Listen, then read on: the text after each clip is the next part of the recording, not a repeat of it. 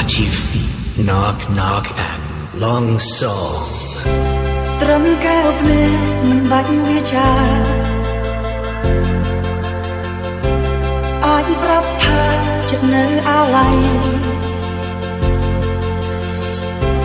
គ្រាកូនឡងនៅតែមានន័យ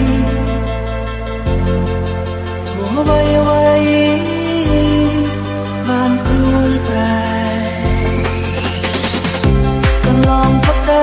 យូរហើយមិនដេចឡើយដូចនៅថ្មីថ្មីនឹងរឿងហាអ្វីធ្វើឲ្យថ្លៃជ្រឹកលើផ្សេងបងនឹកស្មានថាយើងដើរទៅរួមគ្នាតែពុំមានតែពីលាទុកនៅចំណង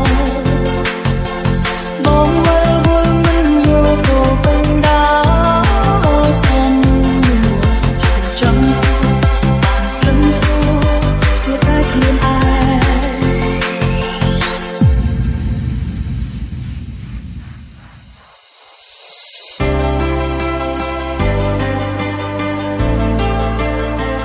Family Boy and Family RTT. Get on it.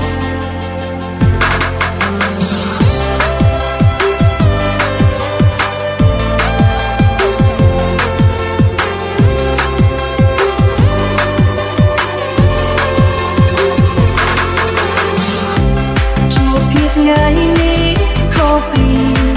ថ្ងៃមុនកើតភ្នែកប្រគុណពិបាកនឹងបរិយាយចិត្តហោះចេញពីកាយពីក្នុងក្បា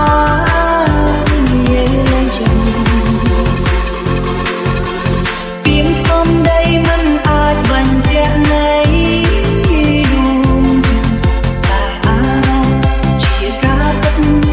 ចិត្តនៅប្រាថ្នាបែងបងបងនៅស្រែកហៅតែឈ្មោះជីវ៉ាគ្មានណាជំនួសអូនបានការភ្នែកបងមិនប្រាប់ចម្លើយប្រាប់ត្រង់ចម្លើយគឺជាអូន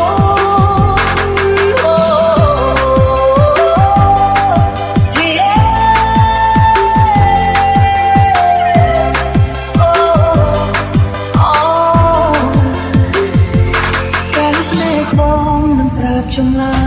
យ